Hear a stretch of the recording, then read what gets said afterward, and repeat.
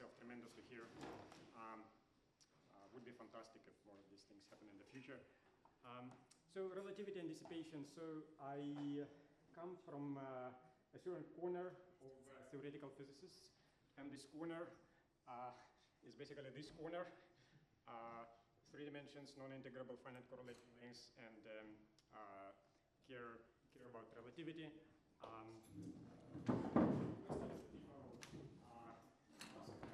this corner, quite similar to the questions that at this conference. So there's a little bit of a physical motivation. So physical motivation sort of goes like this: take normal matter, heat it up, or compress, and you heat it up to really high temperatures. And what happens is that at really high temperature, physically everything melts, molecules melt, atoms melt, nuclei melt, and protons melt. And so this is sort of the background how I came to ask and to think about non-equilibrium physics. Is you get a matter that is made out of quarks and gluons.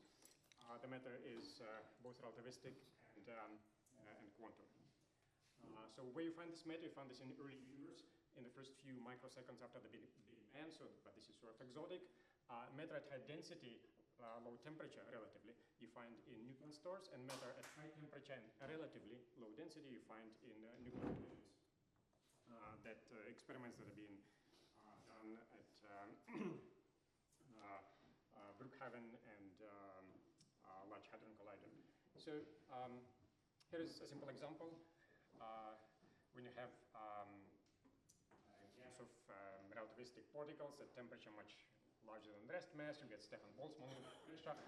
So, and you see it has temperature, it has h bar, and it has c. So h bar in the denominator, c is also in the denominator, so it's quantum relativistic, so all of these things. So g is equal to 2 for photons, of course. This is normals that make black body radiation. So what is this matter made of? This matter is not made out of particles, so normally matter is made out of fields. Sometimes these fields behave as particles. So if you think about nuclear matter or subnuclear matter at temperatures slightly less than rest mass of the proton, so this is the regime of strong nuclear interactions, then you do not have quasi-particles, you do not have Feynman diagrams, you do not have Boltzmann equation. So basically, it's some kind of soup of strongly interacting quantum fields, and it does, its own non-equilibrium things. So the poster child of this strongly interacting matter is what people call the quark-gluon plasma. You may have seen,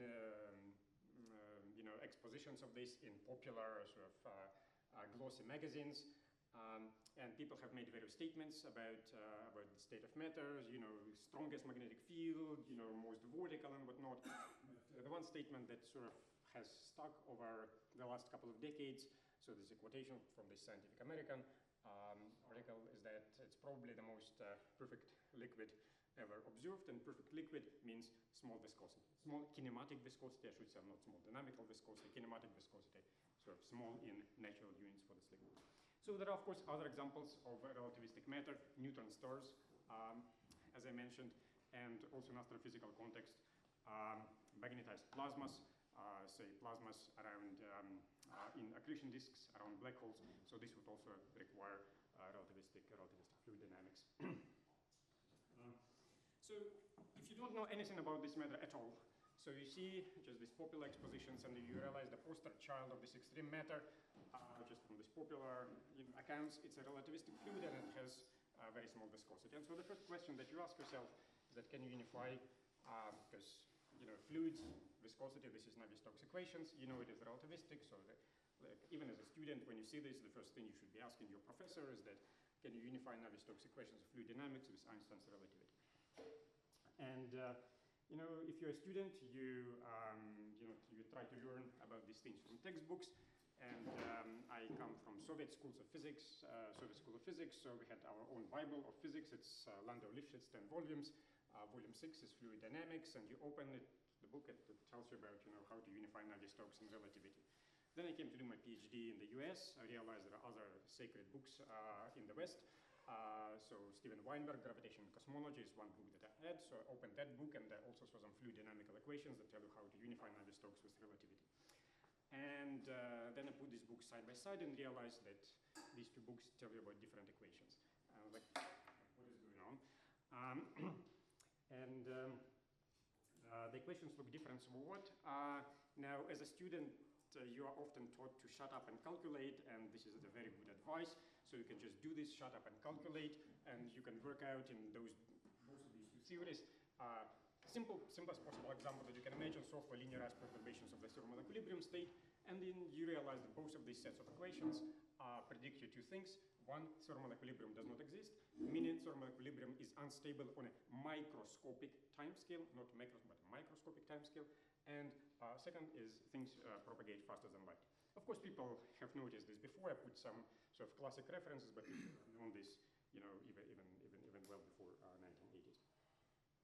Now, so how do you see the problem? So the way you see the problem is that you look at simple plane wave perturbations, you solve for fluid dynamical equations, you find frequency as a function of the wave vector, then you realize your solutions have gapless modes because of conserved charges. Those correspond to normal fluid dynamics, sound waves, speed of sound, dissipation of sound determined by viscosity. But then the equations also predict gapped modes, and these gapped modes come with a positive measurement. So these are unphysical modes. Why? Because they're gapped. Hydrodynamics is only constructed for gapless modes. So these fake modes, quote unquote, are outside of the validity regime of the low energy hydrodynamic approximation. In effective field theory, think of them as UV modes. However, these modes are unphysical, but they sort of ruin predictability. So one way of trying to think about this is that you have cutoff scale physics and messes up your infrared behavior. I don't know if you want to use the words UV IR mixing, but it sort of smells like you have something that's up in the UV, but this prevents you from setting up an initial value problem and solving the equation in practice. Sorry, why do you say it ruins predictability? Because the equations are not well posed. But isn't it a very short time problem where you don't really expect hydrodynamics to? Of course. So this is sort of the crux of all these issues that people who talk about relativistic fluid dynamics discuss. So on one hand, it's like having a ghost at very high energy. So on one hand, you say, okay, it's at very high energy. On the other hand, it's a ghost. But so for the purpose of amplitudes, you can maybe, or correlation functions, you can try to get rid of those unphysical modes. But people who care most about relativistic fluid dynamics, they don't care that much about amplitudes or correlation functions. They care about initial value problems for partial differential equations.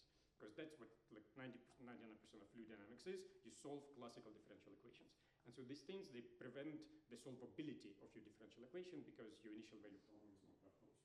You cannot put your equation on a computer, you cannot time evolve it. But you can use it to compute correlation functions, of course. Yeah. So the imaginary part of omega bigger than 0 means that it blows up. That's right. That's right. Yeah. People in the gravity community complain about the same thing when they see an effective theory of modified gravity that has higher derivatives. Yes. Of course. I would say it's a problem of people doing numerical simulations. It's not a problem of the theory. Yeah, I don't know. This is one of these issues. If you go to a conference where people talk about relativistic fluid dynamics, typically the room would be split in two parts. One part say, oh, it's just a problem of numerics. The other part will say, oh, it's like a very fundamental problem that we have to address because it's not like you cannot design a clever algorithm. The equation is ill-posed. Okay, so you cannot like in mathematics, people prove all these theorems. Like if conditions like A, B, and C satisfy, you can have like smooth initial conditions. You can time evolve them. So for these equations, you cannot do this. Okay, so and then you argue: is it numerics? Is it analytics? So this is one comment. And another comment is that high derivative gravity, like a common average Joe physicist on the street say, okay, high derivative gravity is something like this sort of very exotic. But viscosity is something that's very tangible. So this arises, in a sense, viscosity in relativistic fluids gives you, morally speaking, similar problems as high derivative gravity gives you in gravity. But viscosity, like an average Joe physicist on the street can relate to, but high derivative gravity is maybe something that's string theorists dream about. So here is sort of a simple example how you can see the problem. So my simple example is diffusion. So where does diffusion come from? Conservation law, conserved density, divergence of flux. And then, the assumption of classical fluid dynamics is that you can do away with classical partial differential equation. Okay, this is a huge assumption. Of course, most states, are not describing classical partial differential equations, but let's, do the simple 19th century physics and assume that you can. So what you do, you express this flux. You assume that this flux can be expressed in terms of the density. And then flux is a vector, density is a scalar. You take derivative, you get this Fick's law that tells you, flux spreads out by the gradient of the density, in the opposite direction of the gradient. You get the diffusion equation. So this is also very standard. Now, what I want to comment on two things. First, diffusion equation allows for propagation of signals with arbitrary high velocities. So you already sort of see that you may have a problem with relativity, but there's another way of seeing this. And this is to go to Fourier space. And in Fourier space, the diffusion dispersion relation looks like this: one time derivative, two space derivative. And then you say what happens if you go to a moving reference frame. Now, if you are in Galilean physics, going to a moving reference frame transforms your frequency and momentum like this. This is, of course, familiar, but if you do go to a moving reference frame with relativity, it works like this. So what is the difference? So the difference is, in Galilean physics, k goes to k if you perform a boost, but in Lorentzian physics, k mixes with omega. Okay, so this dispersion relation has k squared. K mixes with omega, so v is the boost velocity, and therefore you get, after a boost, you get one more factor of omega. So this is a linear equation in frequency. After a boost, you get a quadratic equation in frequency. This means you get an extra mode. So what does this extra mode do? Why don't you see this? And turns out that normally you don't see this because this mode is in the upper complex half plane all the way to infinity. If you work out, the roots of this differential equation and take your boost velocity to be very, very small, turns out that this second mode is actually all the way up in the complex plane. So it's maximally unstable. So as you move slower and slower, you become more and more and more unstable. So this is crazy, right? So this is the reason you normally don't see this. You don't see this because it's like all the way up there at infinity, but it's at infinity in the wrong part of the complex plane. Excuse me, so that term is a kind of the higher derivative term, or I mean that the higher order in the omega and k. So if we rely on the derivative expansion, can we treat such term as a kind of the small perturbation on the top of the original one to derive the linear, stable diffusion? No. High derivatives will not help with this. If you just add more and more derivatives, you do this, you will see exactly the same problem. Unless you go to all orders. Unless you include all orders. That's right. And all means like strictly infinite.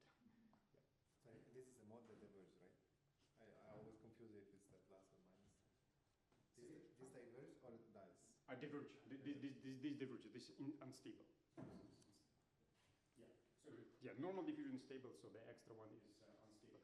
So I have a few comments. So my first comment is that, okay, you may complain that this sort of diffusion equation is sort of non-relativistic, but really the only thing I used here is conservation law and rotation invariance. So conservation laws are certainly consistent with relativity. Rotation invariance is certainly consistent with relativity, so it looks like I haven't sort of broken relativity. And indeed, you can write this equation in a fully sort of relativistic notation. Using like this. So u is quote-unquote the velocity. So think about this.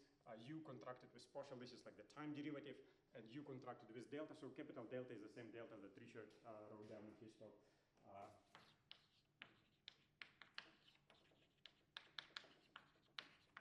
So this is the projector. This is the spatial projector. And so yeah, so writing this down covariantly is not a problem. So then you may think, okay, maybe this U is fixed and non-dynamical in diffusion. Maybe that's the problem. No, when you make U dynamical, you get exactly the same problem. And so my last comment here is that superluminality and instability, they're actually related. People have known this for many years. So modern perspective from this, you can sort of read in Gavasino's papers. But the idea is that if you have dissipation, so you create some initial state, it dissipates in time. And if you can violate causality, you can go to a reference frame where cause and effect are reversed.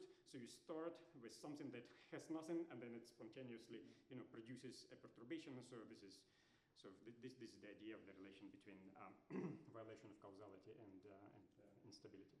Maybe just a stupid comment. When you do the Fick's law, you're also breaking time reversal, no? Because you're breaking time reversal, but time reversal is okay. So time reversal is, is consistent, right? It's possible to have like perfectly causal theories that do break time reversal. So what do you do with this? How do you fix this problem? So there's two sort of in the community of people who think about relativistic fluid dynamics. There are two kind of recipes for how to fix this problem. One recipe is called sort of conventions. By X meter, I mean thermometer, velocimeter, chemical potential meter, whatever kind of meter of the things that you use as your fluid dynamical variable. So the way this convention works is the following. So you have a conservation law, time derivative of density, divergence of flux. Then you postulate some kind of constitutive relations, say these things are expressed in terms of chemical potentials. And for the special flux, so it's related to the gradient of chemical potential. This is conductivity, that's fine. But then for the density, you write down something like this. So this is charge density or particle number, whatever density as a function of chemical potential, say given by the equilibrium equation of state. And normally you don't have anything here. But what happens if you do? What happens if you just add a term with time derivative? So I'm doing derivative expansion. I'm allowed to write terms with derivative. This is consistent with rotation invariance. Why don't you write it? And then when you write it, you realize that if you keep this term, then you have two time derivative and two space derivative. So one time derivative from here, one time derivative from here, and you get a hyperbolic equation. So this term can actually make the equation hyperbolic. This is the same as people call telegrapher's equation that already appeared in the previous talks. And so why do I call this convention of like X meter? This is because it relates, in this case, charge density to chemical potential. And of course, charge density is a real thing. Chemical potential is a fake auxiliary, not fake, but sort of auxiliary variable that you use as a variable in your equations.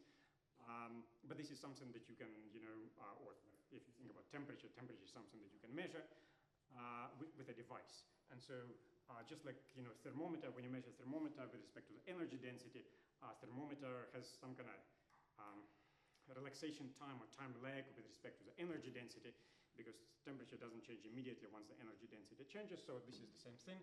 Chemical potential does not change immediately after the charge density changes. So you can interpret this as some kind of relaxation time for your mu meter. And if you want causality, you impose a relationship between this coefficient and this coefficient to have subliminal propagation. So is lambda time reversal odd quantity? I mean the dissipative something? It's not dissipative. It's unphysical because you can remove it by field redefinition and push it to high derivative orders. This serves as sort of a regulator as a classical in a classical differential equation. In realistic thermometer situations, we have the relaxation time so that. Right. So this would I interpret as a parameter of the measuring device that measures mu. But this is not a property of the theory itself. So I mean, just from an effective field theory perspective, you would say any issue that can be removed by field redefinition probably wasn't an issue in the first place. Well, exactly, but this comes back to this question, because it depends on what do you use your effective field theory for. Okay, if the effective field theory is, because in field theory people are used to saying, okay, I have my theory and I use it to compute something. Mm-hmm. What do you use it for? Right. So it's telling you were computing something wrong, or you were computing the wrong thing, right? So maybe the very early time evolution is not something you should be allowed to compute with. Yes, but the question is sort of like here we have stuff. And this is like realistic, right? You have stuff you create in a nuclear collision, has some initial state, and it evolves with small gradients. So you should be able to evolve it hydrodynamically, but you cannot. Not before the thermalization time, right? But let's say after the thermalization time. Yeah. But then you can. I think your problem is an early time. No, it's not early time problem. It's I mean you can say it's like. It's short distance. I mean, the fact that you get second order differential equations, like the wave equation, you get hyperbolic equation, means you need to specify the velocity. But the initial velocity, in addition to like initial, position. But if the initial velocity is small, you're still in the thermalized regime, right? So it's not like early times is not a problem. So it's maybe said differently. Your frequency, your pole was extremely high frequency pole, right? And I weren't happy about. That's right, and I removed it. Yeah. By introducing this. Right. So should I be able to do this? In what sense is it legitimate? You know, how do you use this in practice? I mean, I don't think that the answer to any of these questions is actually clear physically. But I guess what you want is like you want to have like an equation that has a well-posed initial value problem that in derivative expansion up to a given order reproduces the hydrodynamic positive relations, right? So like that's Yes. otherwise like Yes. has its own physics. Yes, of course. I absolutely agree. This is what you want, and you know, in this simplified, you know, linearized equation, okay, linear equation you can solve, you can figure out where you have control, where you don't have control. But in practice, you want to use it in full nonlinear relativistic fluid mechanics, and that's where you sort of lose control. I'm going to show you like a few graphs later. Yeah, it's you know, I'm comfortable with this. I'm much more comfortable with effective field theory where you know what you're doing, strict derivative expansion works, you compute, you know, the observables correctly suppressed in the derivative expansion, you know, everything is fine.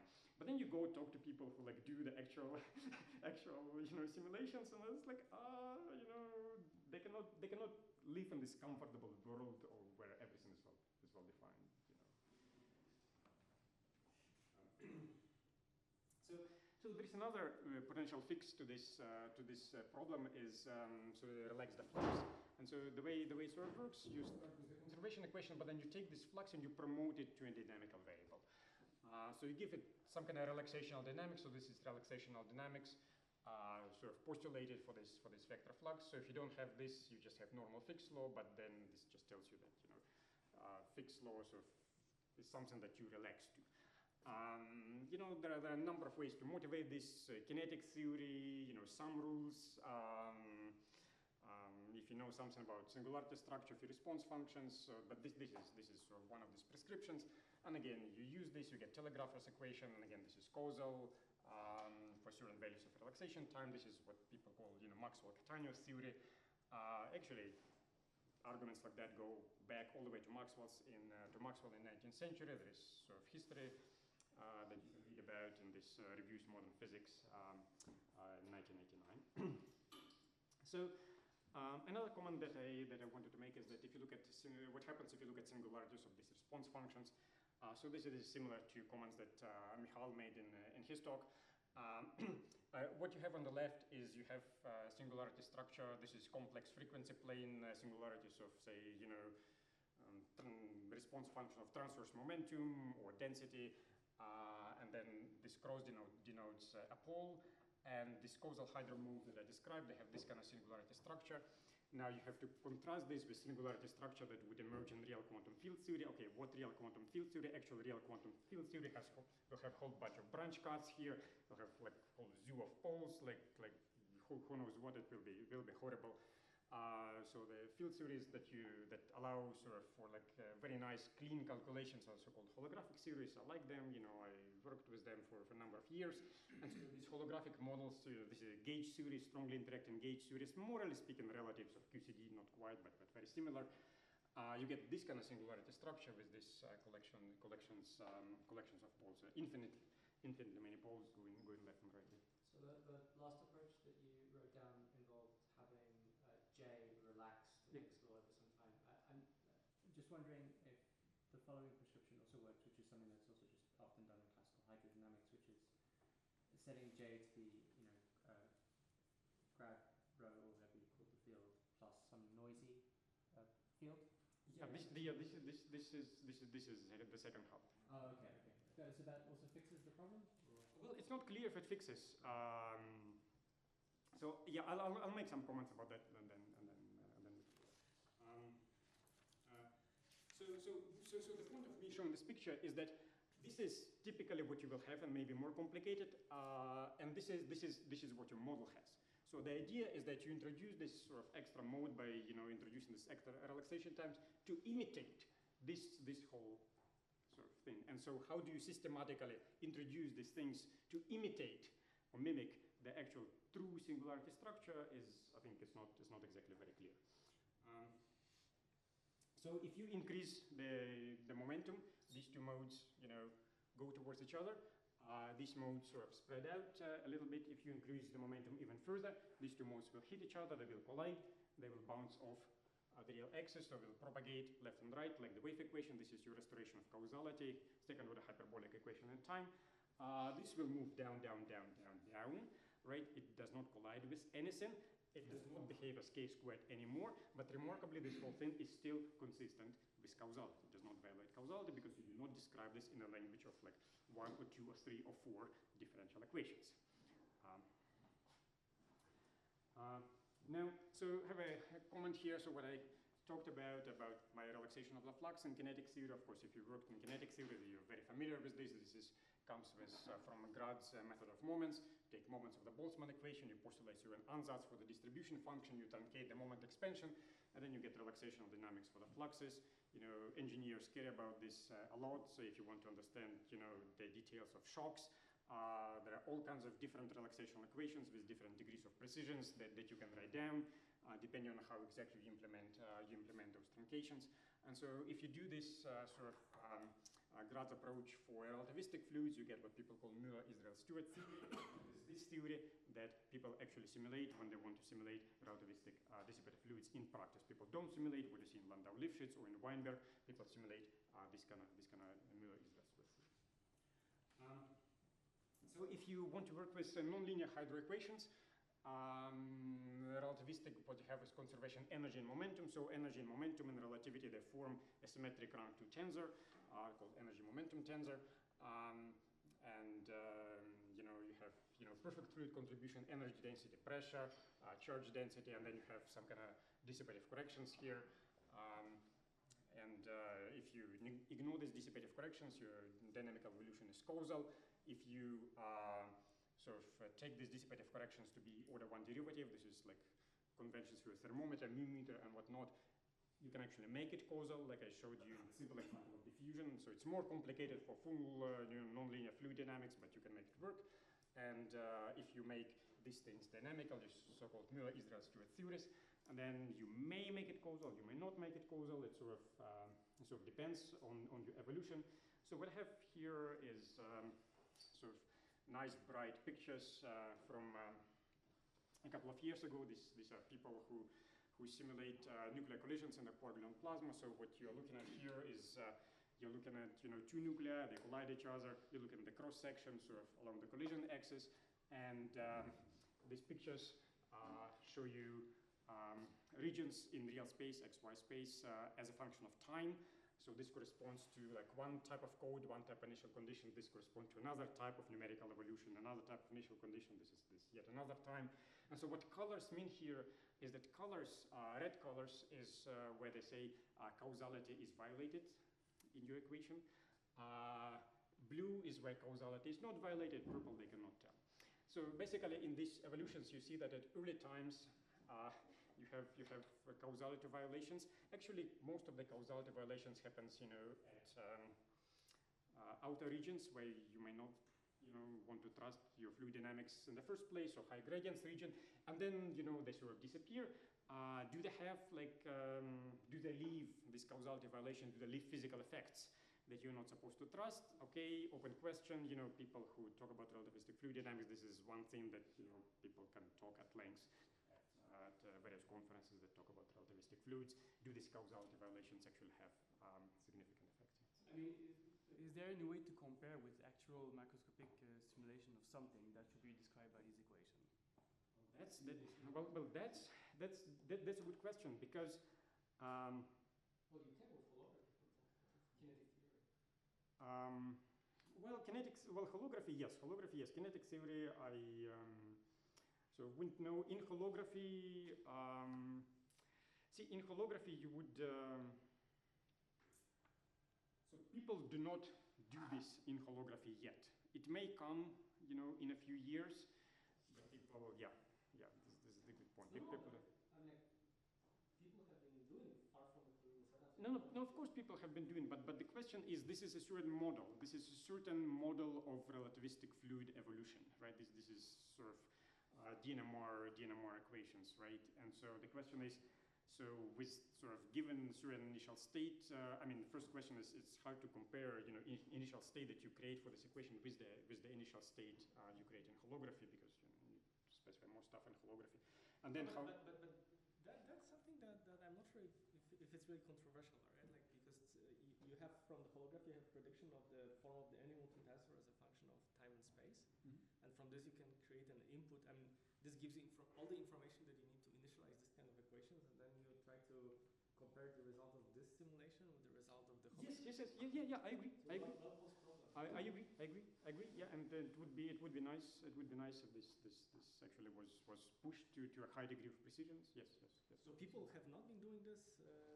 I guess like the reason for this is that people have been looking mostly at the hydrodynamic constitutive relations, right? Like they were looking at how the stress tensor expressed in derivative expansion compares with historically, yes. But then of course this full five-dimensional numerical holography is kind of hard. I mean, but people. Some similar results. I mean, like. I mean, the results do exist. Results do exist. Yeah. Can you simplify in 2 plus 1 dimension and the relativist there, and then simple model that's relativistic and simulate on the lattice or something like this? Yeah. Is that within the reach? This holography, you should be able to make better progress. It has not been done because you write equations a bit out of the blue kind of. Yeah, this has not been done, but people who do this kind of simulation, people who do holography, this is like separate communities, but in principle, yeah. I mean, the problem here is that like these kind of equations that underlie these simulations, what they have is like they have like exponential hollow built in without oscillations, and holography has like exponential hollow with oscillations. So like sort of some disagreement is built in basically. So the yeah, but it would be nice if this disagreement did not violate causality. Well, holography is certainly not like this. Probably still, right? I mean, why does it have to be a quantum simulation after quantum problem? It could be like just a simulation of a classical problem. Just classical particles. Well, you have to have access to like actual controlled prediction of your system, right? So this is like okay, you have to have a well-defined microscopic model for which you can reliably obtain analytical or numerical results. And like holography is the cleanest setup in which you know what a microscopic theory is and where you can reliably obtain results. I wanted to understand a bit better those pictures, because if I take your example of diffusion, a particle walking on a line, then at initial time everything is non-causal. I mean, you get some solutions at infinity, so you draw the red everywhere in your plane. That I agree with the first initial. But then, as time grows, the non-causal features of the Gaussian that is going down are outside of the light cone, so I would put them outside. So I would put the red outside and the blue inside. Here is the opposite, so I don't understand. So can I understand this? Yeah. So what happens is this: like you have some kind of like what people simulate. I mean, this is linear equation, okay? What you have is like you have non-energy conservation, momentum conservation. You know, it's non-linear. It's a mess. Equations look more complicated. These parameters, they depend on temperature and other things. And so what happens is that you cannot just use the simple linear analysis. Say, okay, you have something, then it will preserve causality. So the conditions of causality are the conditions that will depend on the values of your field. Like as you evolve, the fields, your temperature changes, stuff changes, and the condition of causality is essentially the condition that you have some differential equations. You have some matrix that multiplies, highest derivative has to be like sign definite. Eigenvalues have to be such. These are nonlinear effects that are. That's correct. Yes.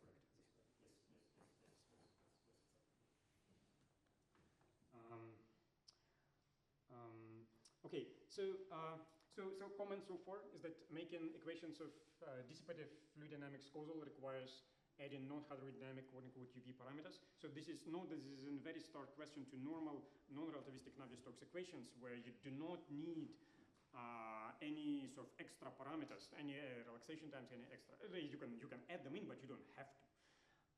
So here, if you want to be consistent with relativity, you have to add stuff that is outside of the validity regime of your theory. Okay, this is sort of non-intuitive. Then, of course, you can engineer artificial theories that have similar dynamics. By similar dynamics, I mean that have this kind of simple singularity structure and nothing else. But what you want like actual physical theories, and then that's we don't have. And then, of course, what you really want is that you don't want, like, if you think about this UV modes as some kind of UV completion of the theory, you want to formulate questions in such a way that your answers don't depend on the UV completion of the theory. If you have some kind of renormalization group approach, okay, this can be achieved by renormalization group. So this is, but it's unclear if any kind of renormalization group can be done here to eliminate quote-unquote UV physics from these extra parameters that you have added in order to make your theory, well posed. This was sort of vanilla viscous hydrodynamics. Now let's go a little bit beyond. So how can hydrodynamics break down? It can break down in a number of ways: large derivatives, statistical fluctuations, quantum effects. So I will not say much about quantum effects, but the first two I will make some comments about this. So this is what I mean by high derivatives. You have typical microscopic scale.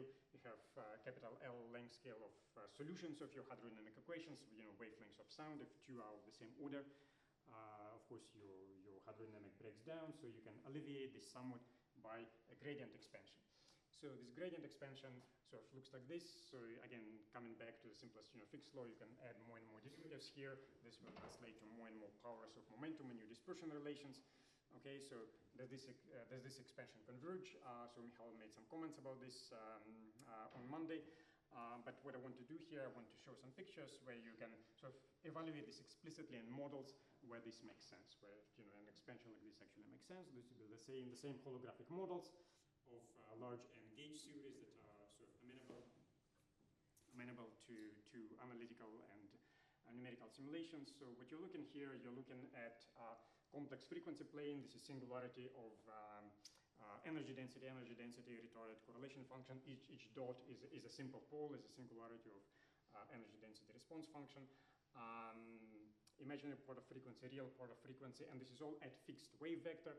So my wave vector is in units of temperature here. And so this is the picture when wave vector is equal to 1, absolute value squared.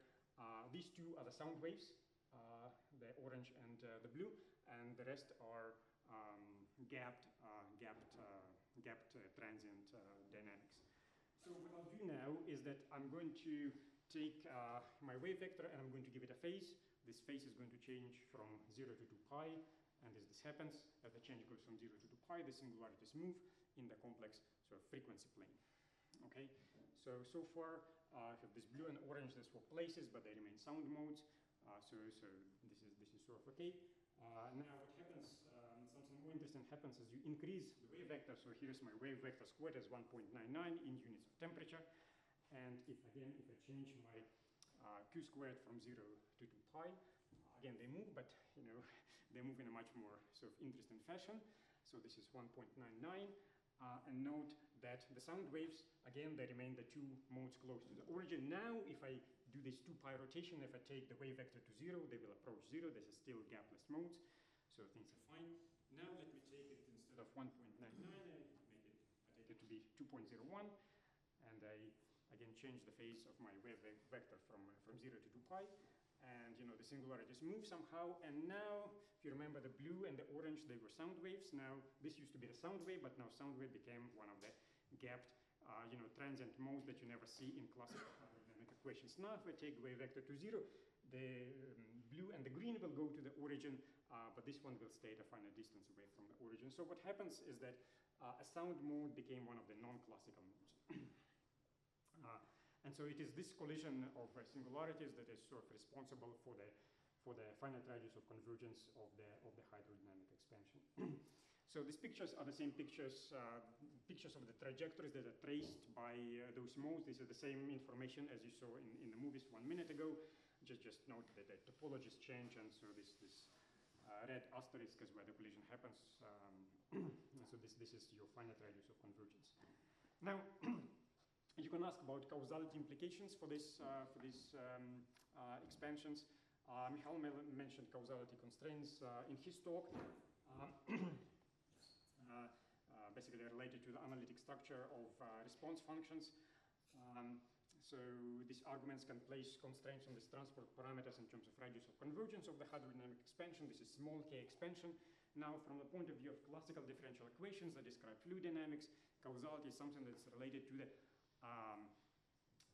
terms with highest number of derivatives. Because that's what determines the hyperbolicity of the theory, that determines the speeds of the characteristics, that determines the speed of signal propagation. This is terms with highest derivatives. So causality constraints in hydrodynamics also place constraints on a large momentum expansion, not just on the small momentum expansion. And so here is an example of sort of contrast between what classical hydrodynamics can give you and what microscopic field theory can give you. So what we have here is an expression for frequency as a function of momentum in the limit of large momentum in those holographic models. So I showed you these sort of pictures here of Christmas trees. Here.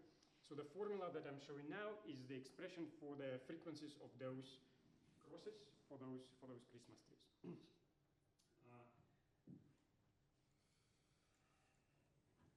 So at large momentum, they go to the light cone, so causality is good. Of course, you can write down wave equation in classical causal hydro that has omega is equal to plus minus k. Okay, this is fine.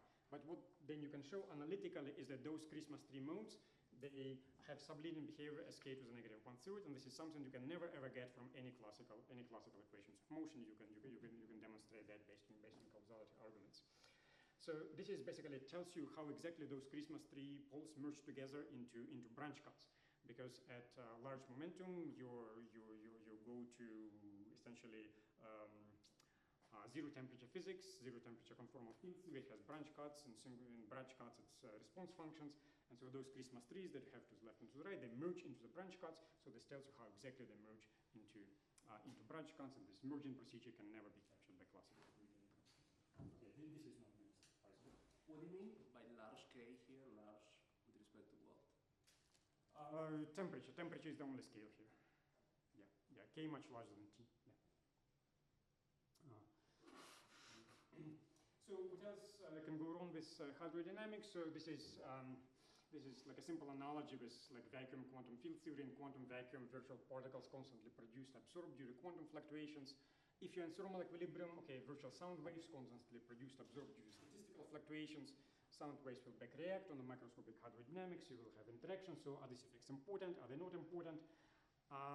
For some questions, yes. So people knew this from late 1960s, basically in first molecular dynamic simulations, that late time response of macroscopic fluid variables in 3 dimensions is not necessarily captured by classical fluid dynamical equations. These effects of so-called long time tails. Now, the way you understand this physically is sort of like this. So if you think about viscosity, viscosity tells you about the transfer of momentum between different layers in a fluid. So this is my fluid moving from right to left. Particles jump between different layers of fluid. Viscosity is proportional to the mean free path. So the larger the mean free path, the more effective you have transfer of momentum between different layers of fluid, the larger the viscosity. Now, if I take the same picture and replace it with sound waves that are statistically generated, then the sound waves will also contribute to viscosity. You have a gas of sound waves.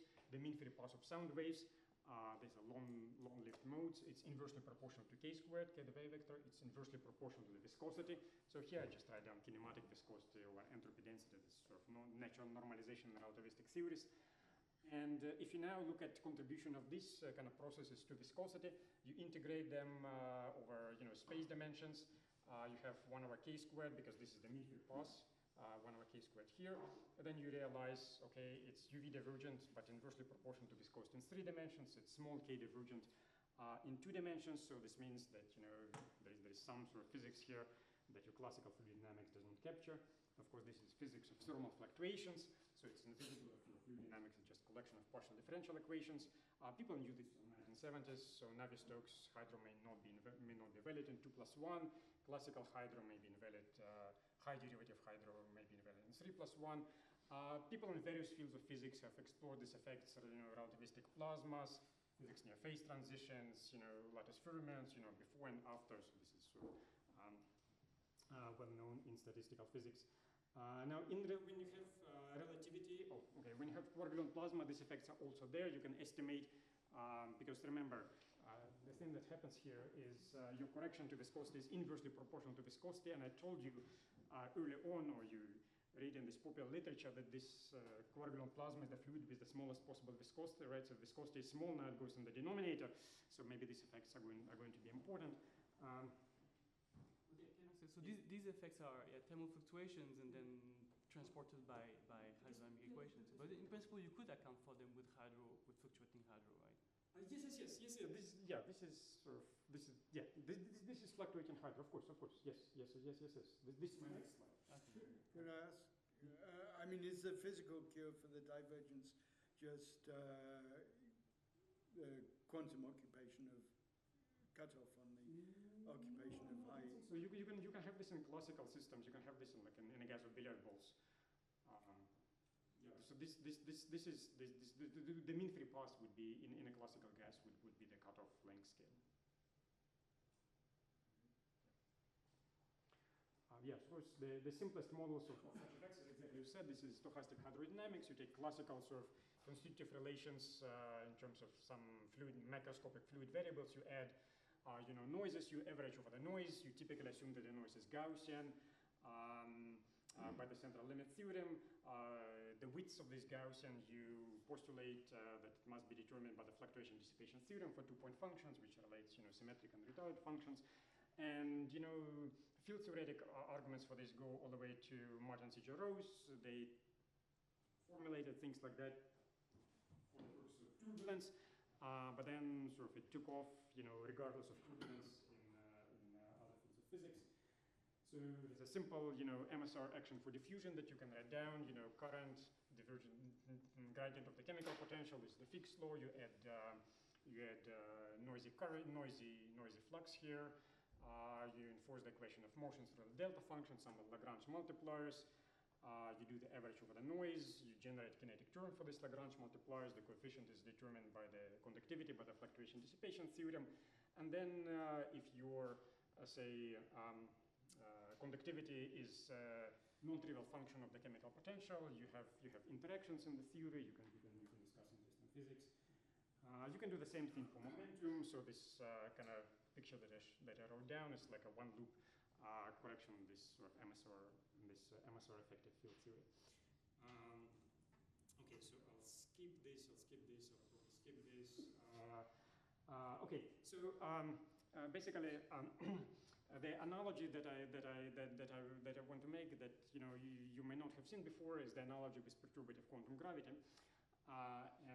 This is basically a perturbative quantum gravity as a theory that has massless particles. Whenever you have massless particles, excited by quantum fluctuations, they do interesting long range, give rise to interesting long range effects, kind of like in hydrodynamics. So what happens in fluid dynamics? You have your classical constitutive relations. This is for the energy momentum tensor. Perfect fluid hydrodynamics. Two derivative hydrodynamics, one derivative hydrodynamics. And then if you look at the response functions of stresses or fluxes, you will get interesting sort of fractional powers here that are more important than two derivative classical theory. Now in perturbative quantum gravity, you get sort of similar things. You can write down Einstein-Hilbert action. This is Ricci scalar, Newton's constant, and then you can write down corrections to gravity.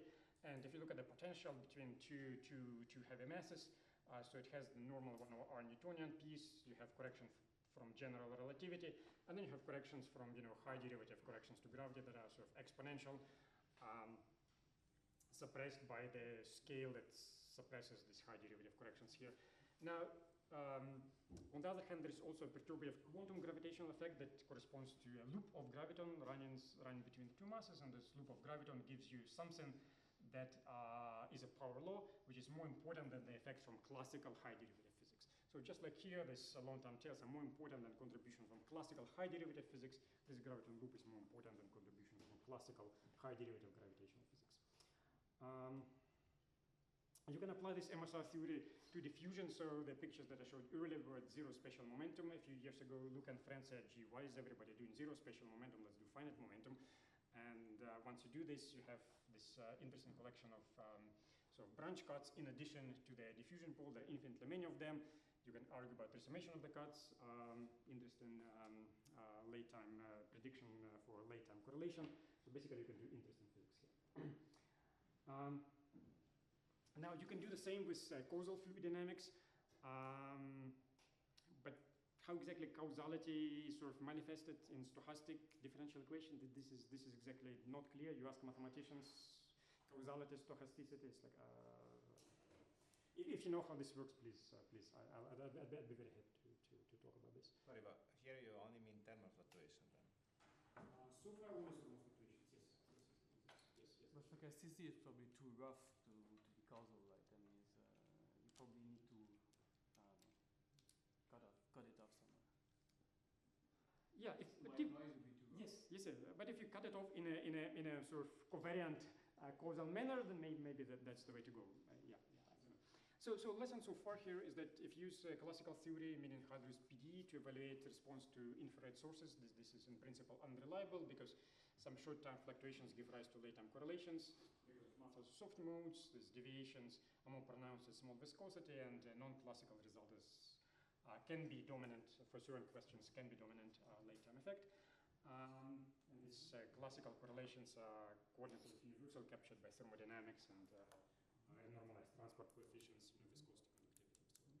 so on. Now, limitations of classical hydrodynamics don't end here, especially if you want to explain, if you do this derivative expansion, as I showed earlier. So naive stochastic hydro has its limitations because, like, here is the first thing. So noise is only Gaussian as k goes to 0 by the central limit theorem. Now, if you want to sort of look at the derivative expansion means that effectively looking at smaller volumes of fluid, and smaller volumes of fluid means fluctuations are more pronounced. So you may have non-Gaussianity. So non-Gaussianities of your noise will naturally come with high derivative correction. So if you want to do derivative expansion, you pretty much led to non-Gaussian noises. Now, the width of the Gaussian was fixed by fluctuation dissipation for two-point functions, so this is standard, but what guarantees is that this fluctuation dissipation theorem will survive loop corrections? What guarantees that it will survive high point correlation functions? I mean, there are fluctuation dissipation theorems for n-point functions, not just two-point functions. So how do you impose those theorems?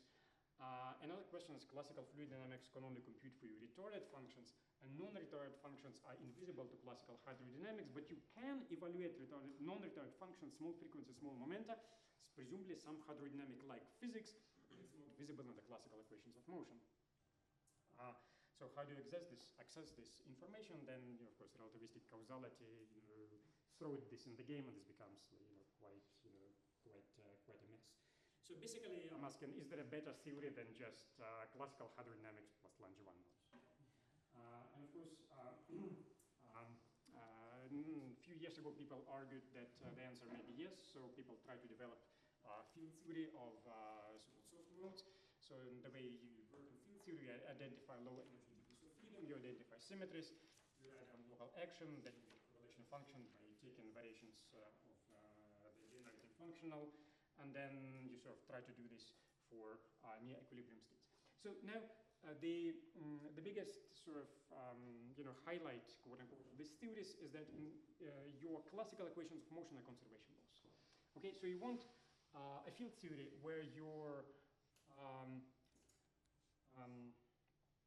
equations of motion are given by conservation laws. So the regime of applicability of this theory is sort of like this. So here I have a graph with frequency here and interactions with density here. This blue region is small density, small interactions, frequency maybe not very small. This is kinetic theory. This effective field theory of soft modes will be somewhere here. It's not necessarily sensitive to interactions or density, but you're limited by frequency, and interest in physics, sort of not quite spherical cows. They happen around there. So. So the building blocks of this effective field theory, they would look like this. So locality, gauge invariance, all these nice relativistic things. So you want the Euler-Lagrange equations of motion to be the conservation laws. This is different from normal classical mechanics. Normal classical mechanics, you say conservation laws imply, equations of motion imply conservation laws. Here you want conservation laws and equations of motion to be one and the same thing. And there's a procedure for doing that. It's quite straightforward. You want access to real-time correlation functions, and you formulate EFT using Schwinger-Keldysh. Two copies. There will be talk, I understand, later today about how to go beyond Schwinger-Keldysh, in more than two copies. This is also very interesting. And then you want, for equilibrium, you want to impose KMS constraints as a symmetry. This was something that was described in Masaru's talk yesterday. So I'll probably skip, the building blocks of this Schwinger-Keldysh effective theory. This is similar to Masaru's talk. Now, Okay, so one comment that I make is that about the structure of the effective action. So the effective action has two types fields. One is the R-type classical field. This is the sum of the fields on the two contours, and one is the A-type field, which is the difference of the field on the two contours. And the structure of the effective action sort of works like expansion in this stochastic fluctuation fields. Now, you can do interesting physics with these actions. Now, what I want to do now is I want to apply this, for the purposes of causality, because, the term that is linear in the fluctuation field, this tells you about the classical equation of motion. So what I'll do, I'll stick in here classical equations of motion that preserve causality and see what happens. And what happens is, so let's look at what happens in causal Navier-Stokes diffusion. This is an example that I gave at the beginning of my talk when I had this lambda parameter that specifies my convention for the mu meter. And what happens is this. You can write this down relativistically. Can I ask a question about the previous slides? So what's the operational, how do you distinguish between what they're calling G class and G non-class? Right, yeah. So the way you distinguish this is that this is classical equation of motion. Yeah. And this you get by demanding that you respect KMS. Yeah. So if you demand that your equations respect KMS, you get these kind of things. Yeah. But also noises, terms here that are quadratic in the noise, that are not fixed by application of your KMS to normal classical equations of motion. So this is what distinguishes this. So this one is you kind of sort of bootstrap KMS to classical dynamics, and these noises, they're also Gaussian, but they are they're high derivative suppressed. So you cannot get this by KMS and so to say the classical things. Those are independent transport coefficients that do not appear in the classical constitutive relations. But when you do a KMS transformation on that term, you don't pick up a lower derivative, or sorry, a lower order of phi A. No. What's your KMS transformation on phi A? Well, it's a normal transformation that shifts the derivative for phi R. Okay. I guess I'm not seeing how in general, unless you can kind of effectively put it in the second term, like how that will be a total derivative term, like the I d0 phi R phi A G non-classical of phi R. That seems like a very miraculous cancellation. He's just saying you can build KMS invariant building blocks that have at least two phi A's. Yes, right? yes. So 2 and 3, it might be 2 plus 3, it might be a linear combination of the last two maybe terms. Yes, that's all I'm saying. Yeah. So you can have things here that are invariant by them, KMS invariant by themselves without invoking lower order in A. Yeah, I guess I'm just commenting most of the invariant building blocks I know would sort of not look like that. They would also have additional phi R. No, but yeah, this does depend on phi R, right? This does depend on phi R. Okay. I think I'm also confused. Okay, maybe we can talk more after, but it's not clear to me sort of how to separate out the classical and non-classical part. But yeah, let's talk later. I don't have slides here. I have slides in some other talk. But yeah. Classical also doesn't mean h bar equals 0. It's a different. Yeah. Sorry. Classical here does not mean. So classical here means partial differential equation. So this, like all of this so far is done with h bar is equal to 0. So non-classical, by non-classical, I mean something that's not described by deterministic evolution in terms of partial differential equations. Non-classical, I mean stochastic. So if you stick in those causal equations into the equations of motion, so this is what sort of they look like. This is just, the same theory that I wrote down, relaxation of the chemical potential, but with more indices. You can compute the retarded function, and then you say, okay, my theory is supposed to respect fluctuation dissipation theorem. I can compute symmetric function. The two are related. Then you realize that something is wrong here, because at large K, your symmetric function becomes negative. Symmetric functions of Hermitian operators cannot become negative, so something is wrong. So you can make it negative by switching the sign of lambda, but if you switch the sign of lambda, you violate causality in the classical equations. So here is the thing. So if you have a theory whose classical differential equations are causal, if you want to do, MSR or MSR theory with it, your MSR theory is not self-consistent. Now, if you make MSR theory self-consistent, then your classical differential equation violates causality. This is bad. Now, then if you do this sort of causal diffusion with dynamical fluxes, you can actually make it work. So basically, the stuff that I talked about with flux relaxation works better than the stuff with with conventions for thermometer and mmeter and whatnot. So this discussion can be generalized to relativistic hydro with full conserved energy and momentum. Stochasticity is somewhat murky. If you do causality and derivative expansion, this is all somewhat murky. So I'll finish in a minute. So I just want to comment very briefly about applications of this. So I think one sort of interesting application that is still work in progress is relativistic critical dynamics. So this potentially has relevance for the critical point of quantum thermodynamics in the plane of temperature and chemical potential. So there are sort of other applications about correlations, late-time dynamics, non-universality of classical physics, whatnot. So the things to remember from this talk are this. So making Navier-Stokes consistent with relativity requires adding non-universal, non-hydrodynamic parameters and or degrees of freedom. You can develop EFT. This is a systematic way to describe correlations, including derivative expansion and non-Gaussian noises.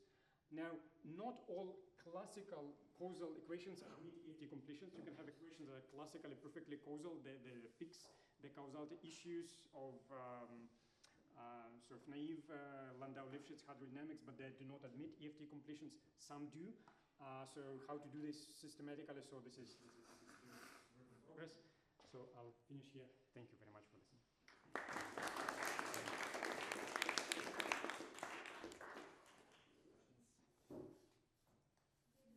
The last slide, when you say they do not admit EFT completion, means that it becomes problematic, the response function is slow. Yes. So So your path integral would be divergent. Path integral of phi A fields would be divergent. So this is actually related to the fact that like once you build effective field theory, you build it order by order in derivatives, and then you can ask what happens to the production of entropy. So in your effective field theories, entropy production have to be positive, or does it have to be positive only order by order in the derivative expansion? Right? Now, if you only demand that your entropy production is positive order by order in the derivative expansion, which is sort of natural from the effective field theory perspective, then this is not by itself enough to ensure that the Schwinger-Keldysh effective field theory is well defined. Now, if you insist that the entropy production is actually positive, period, regardless of the derivative expansion, then you have a chance of getting sort of well-defined Schwinger-Keldysh effective fraction. Yeah. So then this amounts to imposing KMS at all orders, or no, this is not KMS. This is conditioned on the positivity of the imaginary part of the action, right? So yeah.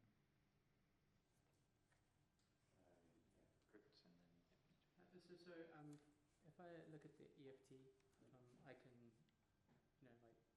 reverse structurize it and come up with basically a Fokker-Planck equation, could I say that maybe what this is telling me is that I shouldn't actually concentrate on the PDE for the field fields U. I should concentrate on thinking about the evolution of a probability distribution of such U's.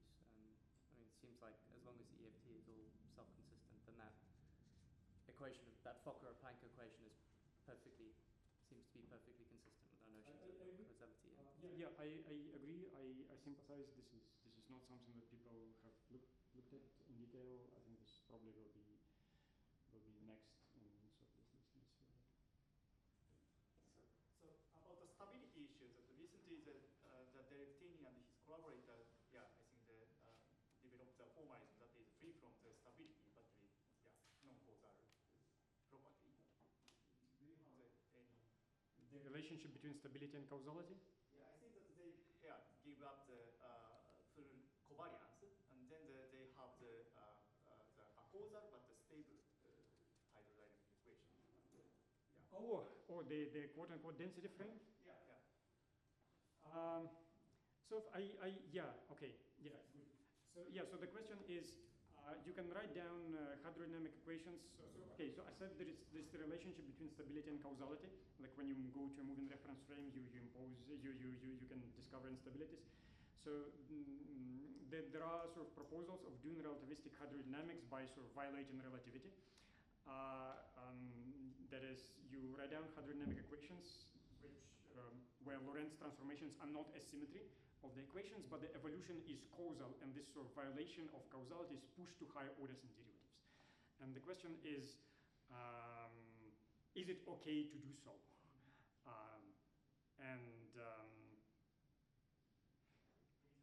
We should keep the the Lorentz invariance or the covariance. So this is one of the things that if you go to a conference of people who do relativistic fluids, like one half of the room will say one thing, another half of the room will say another thing, and now I'm on the spot, I'm being recorded, I have to pick which side of the room I'm in. I think it's okay to do so. I'm quite sympathetic to these approaches. I don't think that short distance causality is actually that sacred. After all, we are doing effective field theory. I would put myself in the camp that says it's okay to do so. Even though a lot of my talk was focusing on the questions of people trying to sort of to keep relativistic causality. You had a question? Yeah, I mean, it was a bit connected to what Kurt said. Like, have people studied like a Lagrange particle or something like this in like space-time background? Because like, so if you just have like a Brownian particle, right, then the probability distribution of it follows the diffusion equation.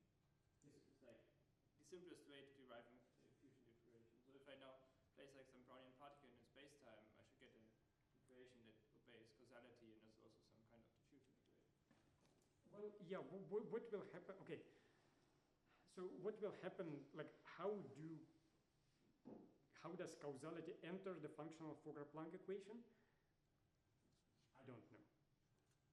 This is my honest answer. So, and this is related to like all of these questions. Is it important? Is it not important? Can I somehow regulate it?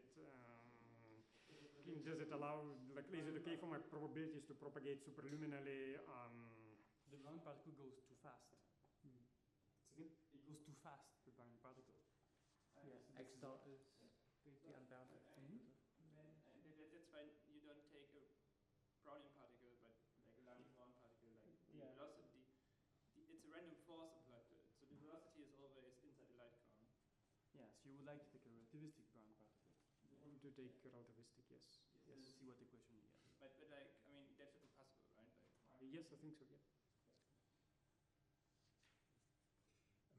I mean, to decide questions like whether Lorentz invariance is still a good symmetry of the effective field theory, is there any approach that would try to derive this hydrodynamics from maybe a more microscopic model, basically really as the conservation law dynamics that this theory encodes? So for example, if you took a relativistic ON model, which should have energy momentum conserved, and then you would really just try to, based on that, construct this effective hydrodynamics. Yeah. Okay. Yeah. Thank you for this question. That would be a safe way, or a way of deciding, maybe. Well, okay. So I think there are two points here. First is maybe I think I didn't emphasize this strongly enough, is that Lorentz symmetry of the effective field theory is not a problem here, or Lorentz symmetry of the hydrodynamic equations is not a problem. These hydrodynamic equations are all Lorentz invariant in the sense that if you produce a solution and then you go to a moving reference frame, this will solve the equations transformed to a moving reference frame. So this is still okay. Now, what is not okay, or subject to discussion, is that Lorentz covariance does not imply subluminality. So Lorentz covariance of the equations does not mean that the signals described by these equations propagate slower than light. And so this was sort of the issue here. It's not so much to fix the covariance, because people know how to write things covariantly, but to ensure that you have subluminal propagation, because these are sort of distinct issues.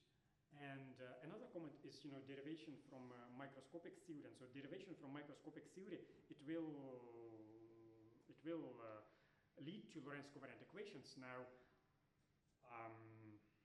what about subluminality? So subluminality will involve some kind of truncation in any kind of expansion that you do in the microscopic physics, in the microscopic derivation. And so what kind of truncations are good truncations or bad truncations? So that's sort of not exactly clear.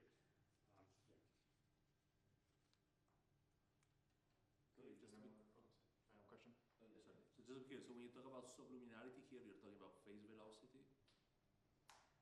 Well, so phase velocity is sort of a property of simple waves, so to say.